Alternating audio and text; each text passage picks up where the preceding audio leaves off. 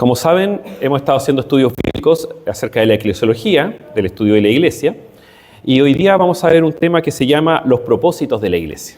Vamos a hablar de los propósitos de la iglesia. Entonces es importante que veamos primero qué es un propósito. ¿Qué es esto de un propósito? Bueno, un propósito es un objetivo que se quiere alcanzar, es una meta a la cual llegar. Es todo lo contrario a hacer las cosas sin sentido, a hacer las cosas por inercia, a hacer las cosas sin pensar. Los propósitos tienen objetivos claros. Y Dios, que es un Dios de orden, como pueden ver en 1 Corintios 14:10, que es un Dios de infinita sabiduría, que creó todas las cosas, Él también hace las cosas con propósito. Dios todo lo hizo con un propósito. Todo lo que existe en este universo tiene un propósito para Dios. Y por supuesto que su iglesia no es la excepción. La iglesia es algo muy importante para el Señor y la puso acá en la tierra para ciertos propósitos que vamos a ver en el día de hoy. Entonces, primero vamos a ver cuáles son los propósitos de la iglesia. Punto 1, adorar a Dios. Otro propósito que tiene la iglesia es edificar a los creyentes. Otro propósito es evangelizar a los no creyentes. Y por último, mostrar misericordia al necesitado. Estos 4 propósitos son los que están en la iglesia. Ustedes si se ponen a investigar en internet o a ver libros de teología, a lo mejor van a encontrar gente que habla de 5 propósitos, de 3 propósitos, de 4 propósitos. Pero no hay que confundirse. Todos estos propósitos emanan de la Biblia, son sacados de ahí. Y a veces cuando se habla de 5, 4 o 3 propósitos, es simplemente que algunos juntan 2 y hacen 1, o separan 1 y hacen 2. Por eso algunos hablan de 5, de 4 y de 3. Pero si se ponen a leerlos, se van a dar cuenta que al final son estos mismos 4. Son 4 los propósitos. Estos están divididos en cuanto a quién va enfocado el propósito. Puede ser a Dios, a los creyentes o a los no creyentes, ¿ya? Entonces, por eso tenemos estos 4 que serían adorar a Dios, edificar a los creyentes, evangelizar a los no creyentes y la misericordia al necesitado.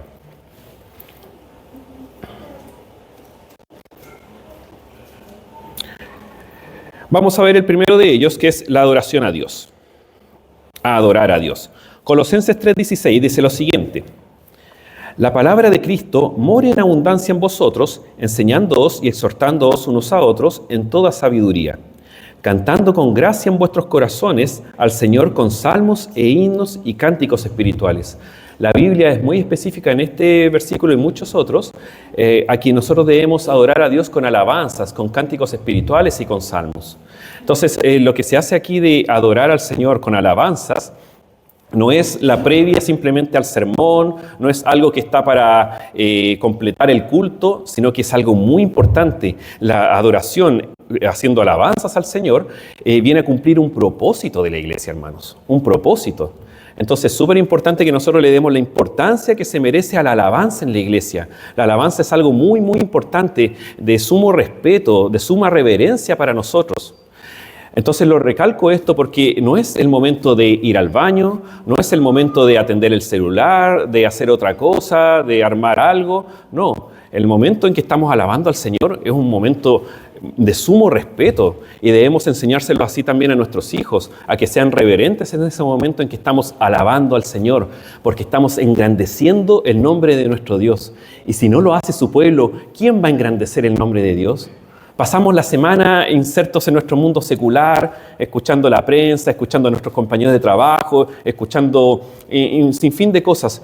Nunca escuchamos que están engrandeciendo el nombre de Dios en el mundo, ¿cierto? Ni lo consideran a Dios, lo quieren sacar de las leyes, lo quieren sacar de los colegios, lo quieren sacar de los establecimientos de salud, quieren sacar a Dios de todas partes en este mundo. Pero su iglesia es la que tiene que exaltar el nombre de Dios. Sus hijos, nosotros tenemos que exaltar su nombre, así que debemos darle la importancia a esto de adorar a Dios a través de las alabanzas. Adorar a Dios no es solamente alabar. Hay muchas cosas. En realidad debemos llevar una vida de adoración a Dios en nuestra forma de vivir, en nuestra santidad. Pero en lo que nos convoca acá, que estamos reunidos como iglesia, cuando nos reunimos los jueves y los domingos, nosotros debemos alabar a nuestro Dios, engrandecer su nombre. Los himnos y cánticos que hacemos acá en la iglesia están pensados para engrandecer el nombre de Dios. Se analiza si están relacionados con Dios, se analiza si hay doctrina, qué se está hablando. Ahí, bueno, le pueden preguntar a hermano Osvaldo y a pastor Gabriel, ellos analizan qué himno sí, qué himno no, qué tan doctrinariamente correctos son. Y hay una preocupación en eso para que nosotros estemos engrandeciendo con fidelidad a nuestro Dios, para que Él sea exaltado y solamente Él y nadie más que Él. Entonces, démosle la importancia, hermanos, a esto de la alabanza. Qué bendición más grande que nosotros, que somos hijos de Dios, podemos alabar a Dios y Él recibe esas alabanzas y le agradan esas alabanzas. Y a Él le agradan, a pesar de que Él tiene millones de ángeles en el cielo que le alaban noche y día, que cantan mucho mejor que nosotros, hermanos, mucho mejor que nosotros. Pero a Él se agrada porque nos ama y se agrada de que nosotros queramos con un corazón ferviente y amoroso alabar a nuestro Dios. ¿Ya? En Juan 4:23 la Biblia dice que Dios busque que se le adore en espíritu y en verdad. Esos adoradores busca Dios. Y luego Pablo en Efesios 5 del 16 al 19 nos precisa más esto de cómo es adorar en el espíritu. Dice la palabra del Señor en Efesios 5 del 16 al 19. Aprovechando bien el tiempo, porque los días son malos. Por tanto, no seáis insensatos, sino entendidos de cuál sea la voluntad del Señor. No os embriaguéis con vino, en lo cual hay disolución. Antes bien, sed llenos del Espíritu. Aquí me quiero detener un poco, hermanos. Aquí habla la Biblia acerca de la llenura del Espíritu. Y muchos venimos de diferentes iglesias, de diferentes contextos, en donde ser lleno del Espíritu Santo era sinónimo de danzar, de hablar en lenguas, de profetizar. Y mientras más hacías eso, eres más espiritual y estás más cerca de Dios. Pero la llenura del Espíritu Santo no la debemos entender como eso, sino que la llenura del Espíritu Santo es ser influenciado y controlado por el Espíritu de Dios en todo lo que hacemos. Esa es la llenura del Espíritu Santo. Cuando nuestra voluntad está perfectamente alineada con la de Dios y estamos haciendo su voluntad en esta vida, nosotros somos llenos del Espíritu Santo. Cuando dejamos de hacer nuestra voluntad y dejamos que nos controle el Espíritu Santo, ahí somos llenos del Espíritu. Y bueno, ser lleno del Espíritu es el versículo, y hablando entre vosotros con salmos, con himnos y cánticos espirituales, cantando y alabando al Señor en vuestros corazones. Aquí habla también de la importancia de hacerlo de corazón, hermanos, con nuestros corazones atentos a eso. Lamentablemente a veces nos distraemos en la alabanza y empezamos a pensar en lo que vamos a hacer el lunes, a lo mejor empezamos a pensar en otras cosas que están pasando en el culto, en un fin de cosas. Y eso no está bien, hermanos. Tenemos que aprender a disciplinarnos para poder alabar correctamente a nuestro Dios.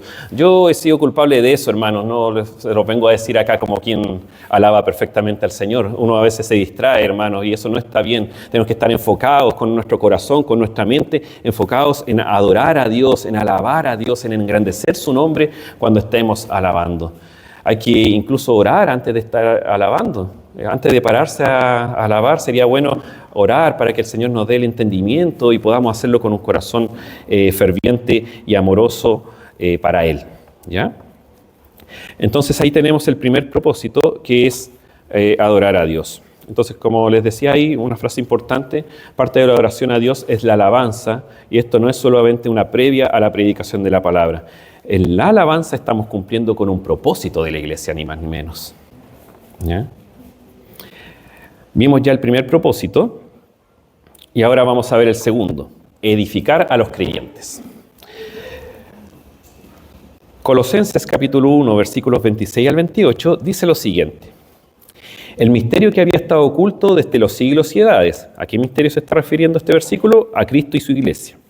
Pero que ahora ha sido manifestado a sus santos. ¿A quiénes? A nosotros, a los que estamos aquí reunidos.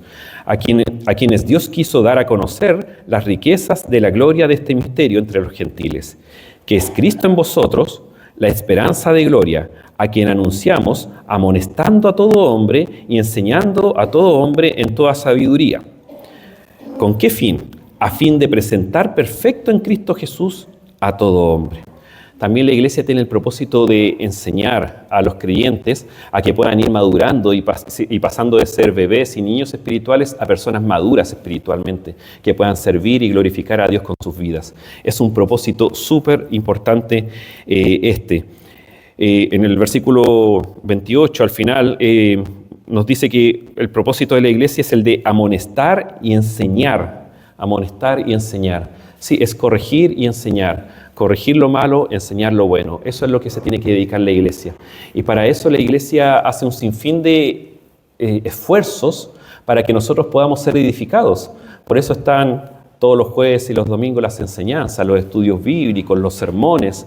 Por eso están también la lectura de la palabra de Dios todos los días. Por eso también se organizan seminarios, conferencias a veces. Por eso también incluso también ayunamos y oramos congregacionalmente. Ustedes dirán, pero esto de la enseñanza, ¿qué tiene que ver con el ayuno y la oración? Tiene mucho que ver, tiene todo que ver, hermanos. Porque el ayuno es ejercicio espiritual tan sano y que debemos hacer. Ese esfuerzo espiritual que se hace al ayunar es para que nuestro espíritu esté más sensible a la palabra de Dios, para que podamos estar más sensibles a la voz de Dios. Es súper importante eso. Y también la oración, porque nosotros debemos orar para que el Señor nos edifique a través de su palabra, para que cuando se nos predique la palabra de Dios no caiga a tierra, sino que quede anidado en el corazón y podamos meditar en esa palabra y podemos obedecerla y aplicarla a nuestra vida. Ese es el fin que tiene todos los esfuerzos que se hacen en la iglesia por enseñar. Hermanos, no desaprovechemos las oportunidades de enseñanza todos los jueves y los domingos, y también cuando se hacen cosas extraordinarias, también siempre las reuniones de varones, de damas, de matrimonio, conllevan también devocionales, conllevan enseñanzas de la palabra de Dios. No perdamos oportunidad de escuchar la palabra de Dios. Somos tan bendecidos de poder escuchar la palabra de Dios.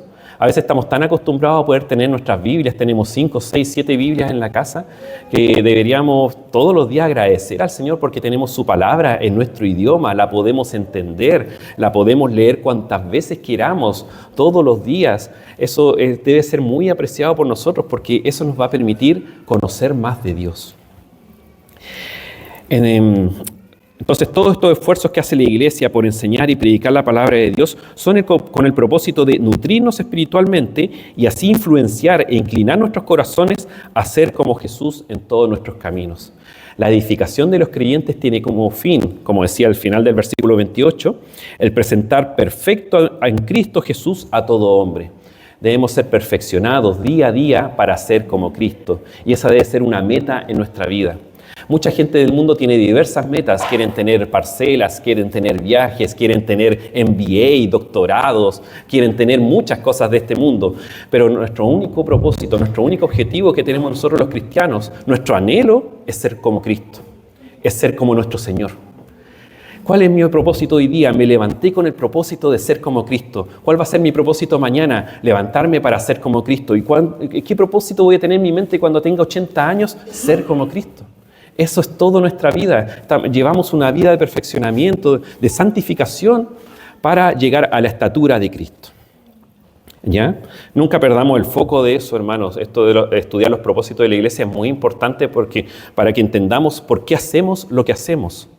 Todo lo que se hace en la iglesia tiene un propósito. Nada se hace a ciegas ni dando manotazos de ahogado, no. Todo se hace con un propósito, con el propósito de que crezcamos en estatura a la imagen de nuestro Señor Jesucristo y que le adoremos y que también sirvamos en todo lo que quiera nuestro Señor que sirvamos. Es importante también recalcar esto de la edificación de los creyentes como una prioridad en la iglesia, porque hay muchas iglesias en donde esto no es prioridad. Hay muchas iglesias en donde a los hermanos se los deja como bebés o niños espirituales. Lugares en donde no se les estimula a leer más, a conocer más de Dios, a escuchar predicaciones, a tener conocimientos más profundos acerca de teología.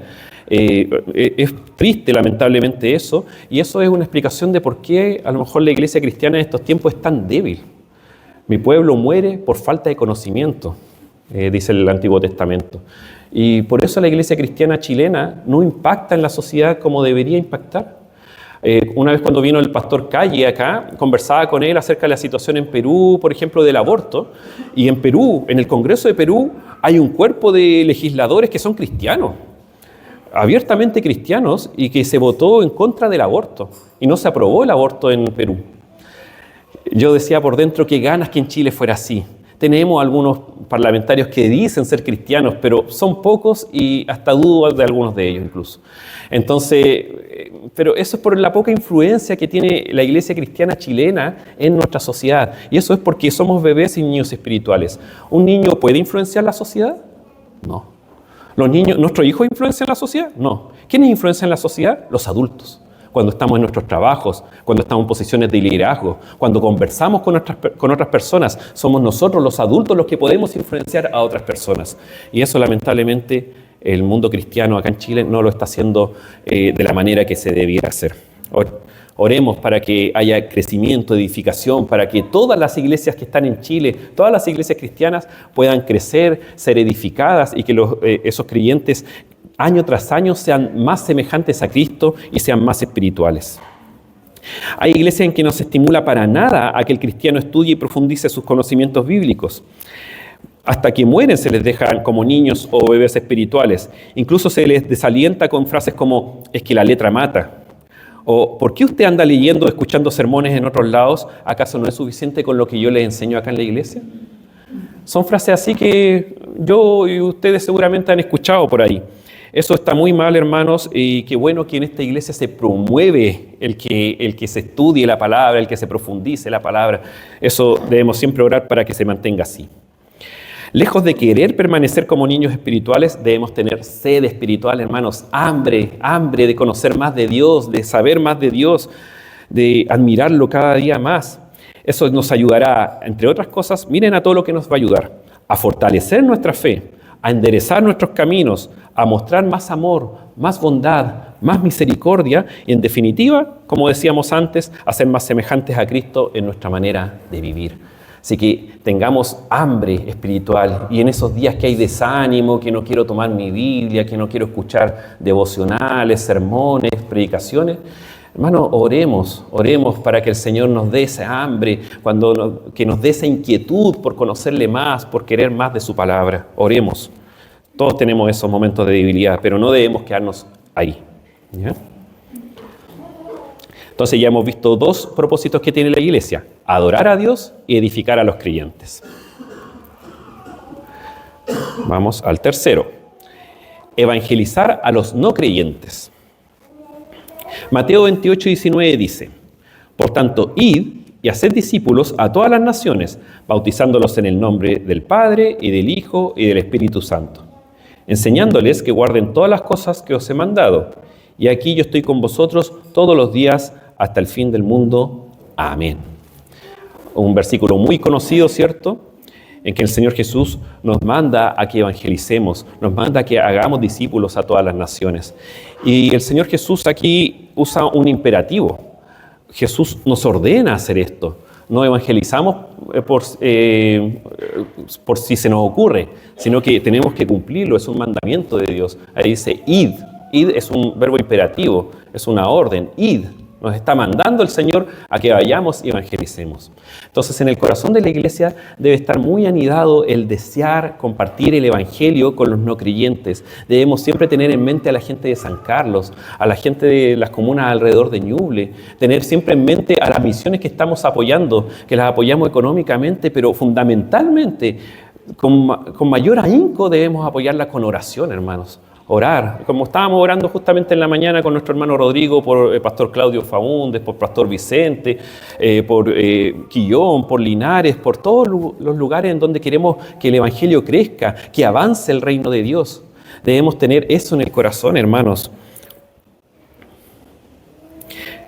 En Marcos 6:34, Jesús miraba a las multitudes perdidas y sentía compasión de ellas, porque eran como ovejas sin un pastor, estaban perdidas, yéndose al infierno. En otras partes de la Biblia también Jesucristo hablaba acerca de los fariseos, de que eran ciegos guiando a ciegos. O sea, no solamente ellos se caían al pozo, al camino de la perdición, sino que llevaban a otros, vengan, por aquí es el camino correcto, y los llevaban a perderse también. Nosotros tenemos que tener misericordia, porque la gente del mundo no puede tener salvación salvación. No se le va a ocurrir tener salvación. No van a venir voluntariamente a Cristo, sino es por el poder de Dios y por el poder de la palabra que nosotros prediquemos cuando estamos evangelizando, hermanos. Debemos hacer esa tarea, hermanos. Es complicado a veces hablar del Evangelio en los trabajos, con nuestras familias, en lugares. A veces el empezar a tocar el tema es lo que cuesta, pero debemos esforzarnos. Como le decía Pablo a Timoteo, a tiempo y fuera de tiempo. O sea, cuando se da una conversación en donde está de perogrullo que nosotros compartamos el Evangelio, lo debemos hacer. Pero a veces incluso nosotros provocar intencionalmente las instancias, hablar a veces de la muerte, hablar de las enfermedades, hablar de algún problema, de algún pecado, para que ahí sea ese el camino de entrada, para que después nosotros podamos hablar del Evangelio con las personas. A tiempo y fuera de tiempo. Nunca está de más compartir el Evangelio, hermanos. Nunca es mucho, nunca es demasiado, hermanos. Siempre debemos estar predicando el Evangelio. Este propósito de la iglesia está enfocado en los no creyentes. Es una muestra de amor hacia ellos el hecho de predicarles el Evangelio. Y es la más grande muestra de amor que pueden tener ustedes por sus seres queridos.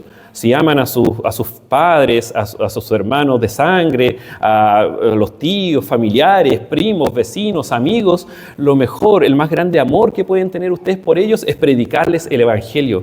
No hay cosa más importante en la vida de un ser humano, hermanos. Una persona que pasara 70, 80, 90 años sufriendo en este mundo, pasando todas las penurias, pasando pobreza, enfermedad, un sinfín de cosas malas, pero que en algún momento de su vida se topara con Cristo, pudiera conocer a Cristo y pudiera creer en Cristo para salvación, créanme que esa vida valió la pena todo ese dolor, valió la pena todo ese sufrimiento por haber podido conocer a Cristo. Por el contrario, si tenemos un ser humano que a lo mejor era millonario y vivió todos los placeres de este mundo, hizo lo que quiso, gastó en lo que quiso y tuvo muchos placeres, sin fin de placeres, pero que pasó por 70, 80, 90 años por este mundo y en ningún momento, en ningún día de su vida se topó con Cristo, la vida de esa persona no valió la pena. Nada tiene sentido en este mundo sin Cristo. Cristo lo es todo. Y va a quedar muy evidenciado cuando sea el juicio final, cuando estemos parados. Cuánto gloria vamos a dar a Dios, cuánto agradecimiento vamos a dar a Dios por haber estado siendo justificados en ese momento delante de Dios en su juicio por la sangre de Cristo. Y cuánto lo van a lamentar los que hayan escuchado el Evangelio y lo hayan rechazado. Así que debemos tener en nuestro corazón el predicar el Evangelio. Así como Cristo miraba con compasión a las personas que se perdían, como les decía en Marcos 6:34, así nosotros debemos mirar con compasión, porque somos un solo cuerpo con Cristo, estamos unidos con Cristo, Él es la cabeza y nosotros somos el cuerpo. El cuerpo, cuando se duele todo el cuerpo. Si Jesús siente compasión por los perdidos, no puede ser que su iglesia sea indiferente, sea apática y no sienta compasión por los perdidos. No puede ser, hermanos. Si sentimos algo así en nuestro corazón, estamos fríos, preocupémonos y oremos para que despierte el fuego del Evangelio en nuestro corazón el Señor Jesucristo todos los días. Hermanos, también es importante cuando hacemos evangelismo congregacional, cada uno en su vida tiene que hacer evangelismo, por supuesto, pero como iglesia nosotros hacemos evangelismo congregacional. Es importante que participemos todos, hermanos. No crean que participa solamente el que toma el micrófono, el parlante y se pone a predicar la palabra. También tienen que estar los que están orando. Los que están orando. Si un hermano está predicando en la plaza, los demás hermanos no están mirando el suelo, no están mirando los pájaros. ¿Qué están haciendo? Están orando. Están orando para que el Señor le dé gracia al hermano que está predicando. Están orando para que esa palabra que está diciendo el hermano llegue al corazón del pecador, se convenza de pecado, que el Espíritu Santo tome esa palabra, convenza de pecado al no creyente y le permita creer en Jesucristo para salvación.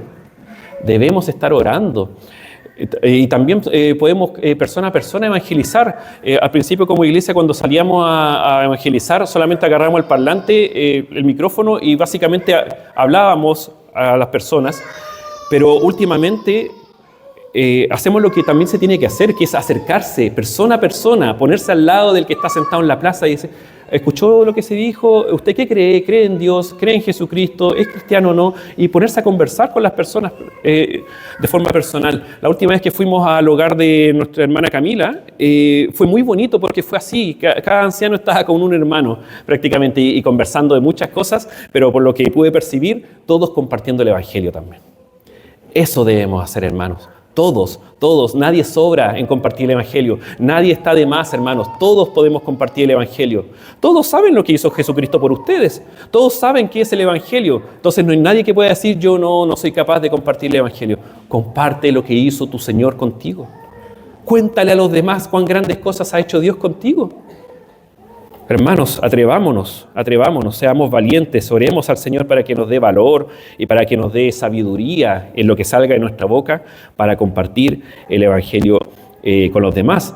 Además, hermanos, tomemos valor porque debemos considerar que Jesús no solamente nos manda, nos dice id y predicar el Evangelio, sino que Él nos acompaña. Al final del versículo que les leí de Mateo 28:19 dice, y yo estaré con vosotros hasta el fin del mundo. Amén. Él está con nosotros en todo momento. Cuando estamos predicando el Evangelio, Jesucristo está ahí, está ayudándonos, está poniendo las palabras en nuestra boca a través del Espíritu Santo. Entonces, no vamos solos. Nunca el cristiano va solo a predicar el Evangelio. Siempre va acompañado de su Dios. Tengamos conciencia de eso, ¿ya? No son nuestras fuerzas, no es nuestra labia, nuestras palabras tan bonitas y eficaces. No, es Dios con nosotros. Dios nos ayuda en la predicación. Entonces, como les decía, no hay mayor bien que podamos hacer por otra persona que el predicar el Evangelio. Así que para unas próximas veces en que haya que evangelizar congregacionalmente, no digan en su corazón, no, es que ¿para qué voy a ir yo? Si yo no soy útil en eso. No, hermanos, todos podemos ser útiles en distintas labores.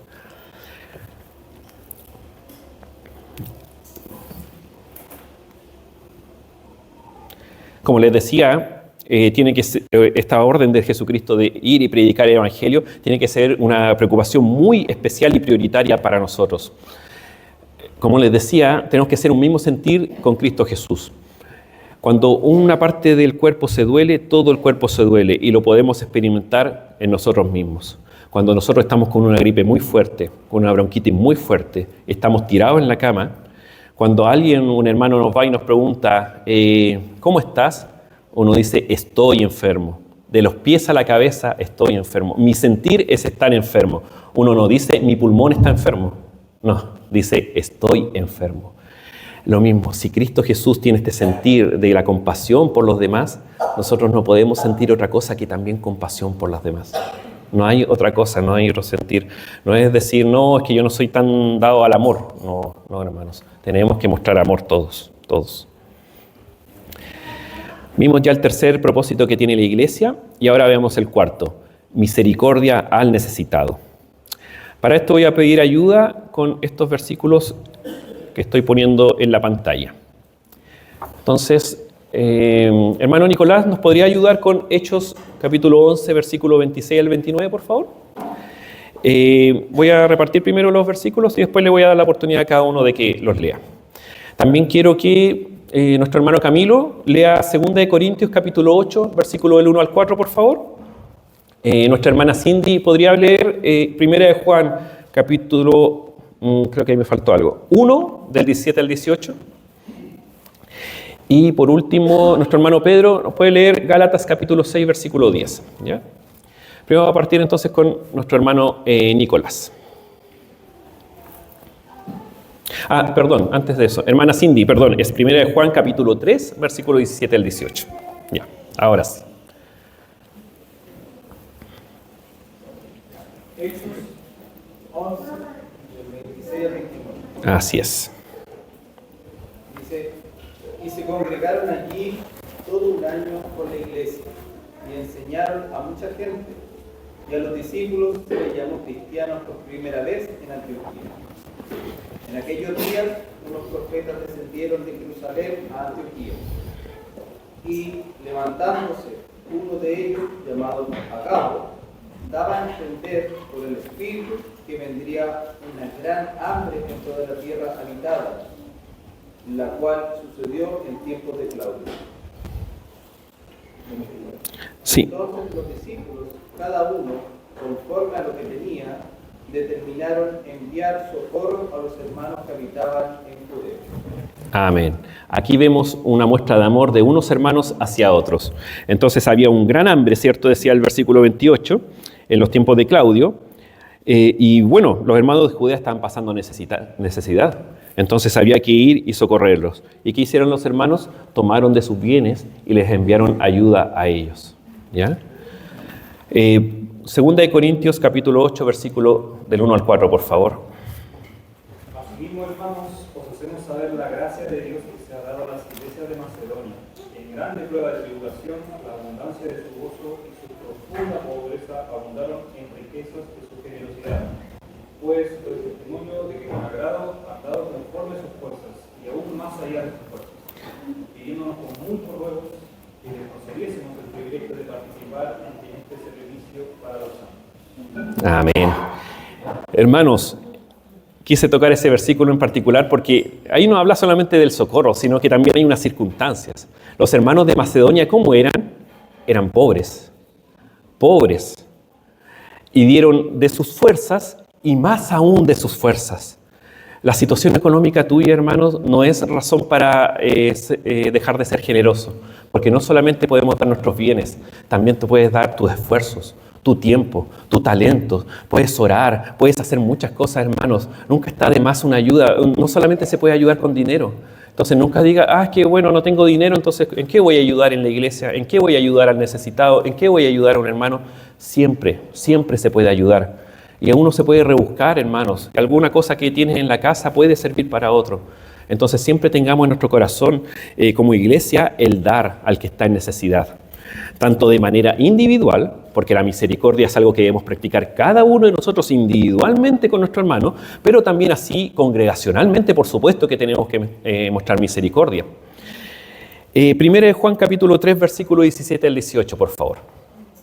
Pero el que tiene bienes de este mundo y ve a su hermano tener necesidad y cierra contra él su corazón, ¿cómo mora el amor de Dios en él? Hijitos míos, no hablemos de palabra ni de lengua, sino de hecho, espíritu y verdad. Así es. ¿Cómo mora el amor en un cristiano si cierra su corazón contra un hermano que tiene necesidad? No puede ser. No puede ser. Dios entregó a su Hijo Jesús para morir en la cruz por nuestros pecados y nosotros rehusamos nuestros pequeños e insignificantes bienes de este mundo para cerrar nuestro corazón con un hermano. ¿Es así como funciona la lógica de nosotros acaso? No puede ser, hermanos, no puede ser. El corazón de un cristiano debe ser misericordioso. Todos debemos practicar la misericordia, ejercitarnos en la misericordia, ser dadivosos en lo que podamos. Tenemos que ser así, hermanos. Gálatas 6:10, por favor.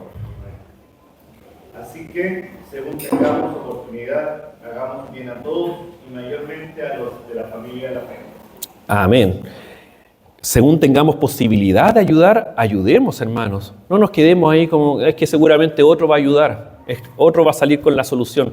Miren, Dios es tan bueno y misericordioso con cada uno de nosotros que cuando pasamos necesidad, sí, al final Dios obra de formas milagrosas, a veces Dios toma a personas impensadas y hace lo que quiere hacer en este mundo. Pero nosotros queramos participar de ser misericordiosos y de ayudar a nuestros hermanos. Queramos, propongámoslo en nuestro corazón. A veces estamos tan ensimismados en nuestras vidas, en lo que tenemos que hacer en el trabajo, en nuestros planes, en pequeñeces, hermanos, y no pensamos en los demás, en qué podría yo ayudar en la iglesia, en qué podría yo servir en la iglesia, a quién podría yo ayudar de los necesitados. Además que en la iglesia debemos darle prioridad en la misericordia a los que son hermanos en la fe. Por eso ahí, como leía nuestro hermano Pedro, Gálatas 6:10, primero con los de la fe. Acá en la iglesia nosotros debemos estar muy atentos a cada una de nuestras vidas para ser misericordiosos.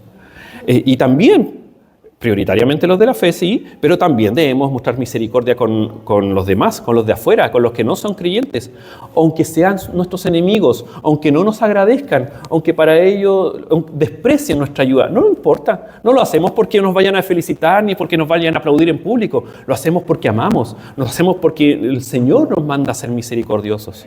Jesucristo nos manda a amar incluso a nuestros enemigos.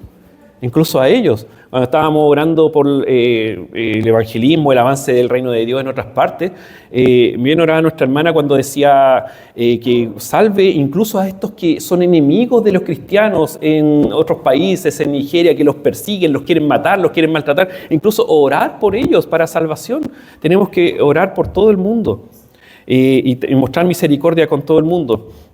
Yo lamento que de repente en la iglesia cristiana acá en Chile no se da mucho esto, pero en otros países las iglesias cristianas han sido de gran bendición para fundar universidades, hospitales, colegios, un sinfín de cosas. No me acuerdo si estaba Israel atacando Palestina o Hamas estaba atacando Israel, no recuerdo bien, pero se mencionó en un momento que se atacó un hospital y que el hospital se llama el Hospital Bautista no sé qué.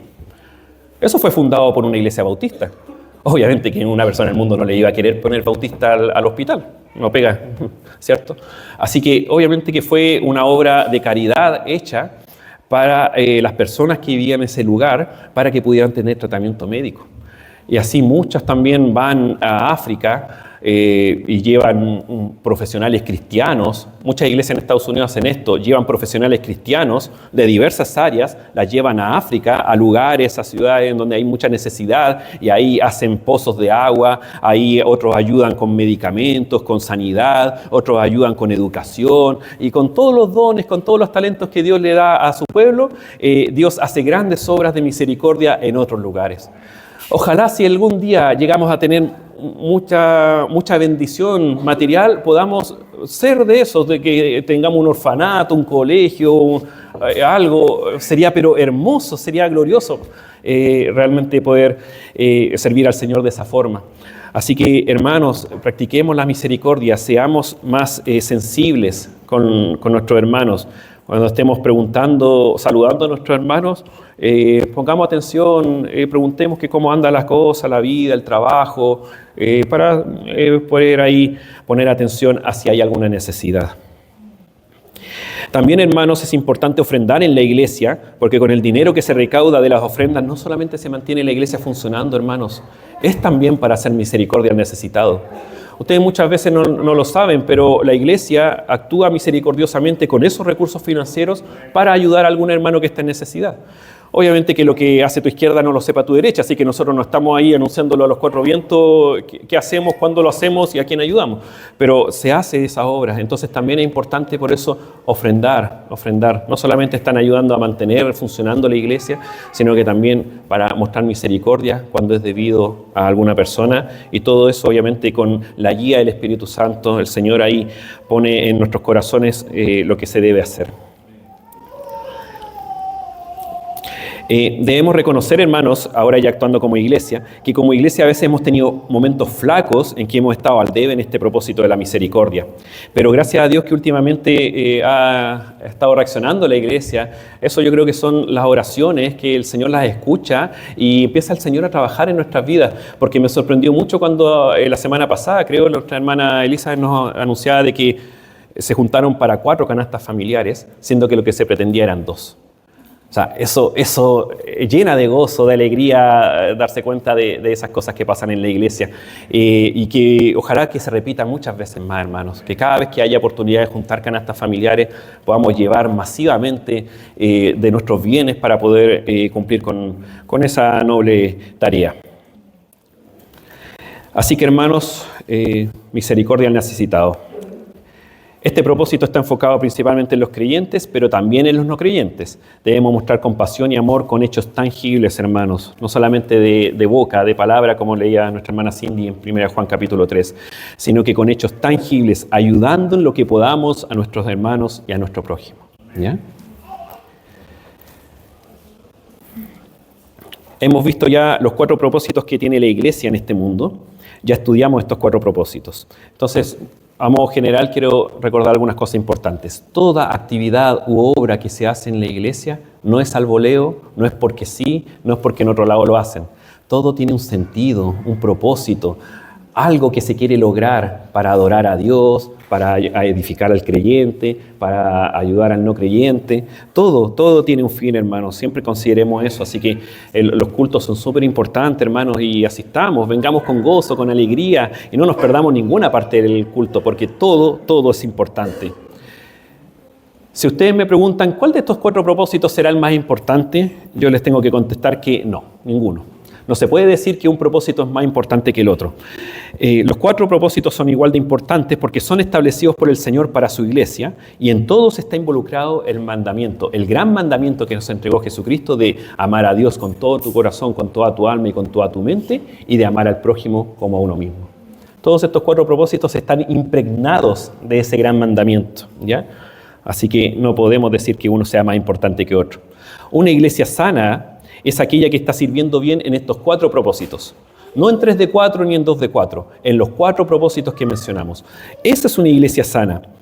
Una iglesia que está sirviendo bien en esos 4 propósitos. Cualquier propósito de estos que se descuide, inmediatamente significa que la iglesia se enferma y que cojea en su servicio al Señor, ¿ya?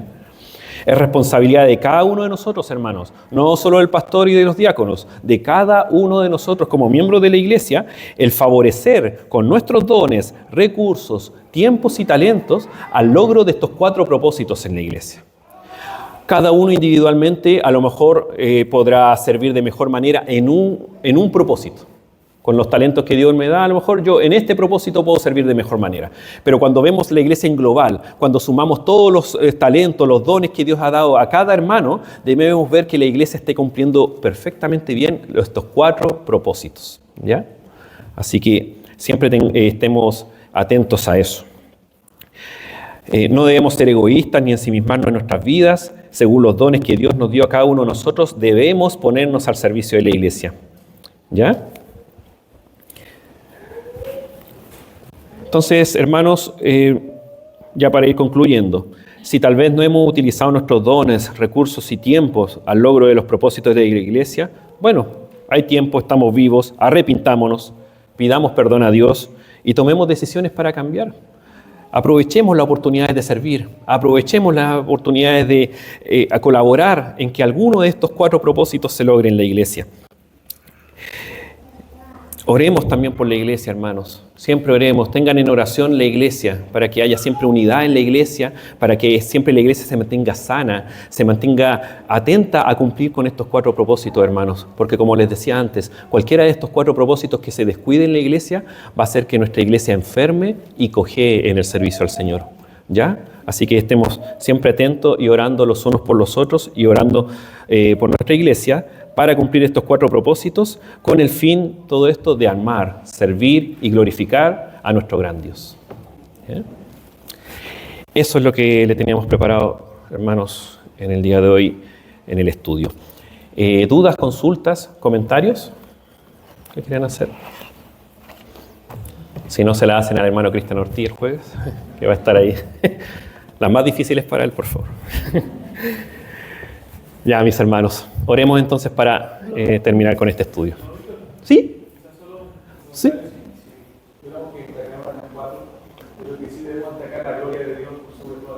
Porque podemos evangelizar sin el propósito del enfoque correcto, podemos hacer incluso obras sociales sin el enfoque correcto. La gloria de Dios y la gloria de Dios por sobre todas las cosas dentro del propósito de Dios. Amén, sí. Y un propósito de vida para el cristiano, la gloria de Dios. Sí, gracias, pastor. Entonces, concluimos con oración.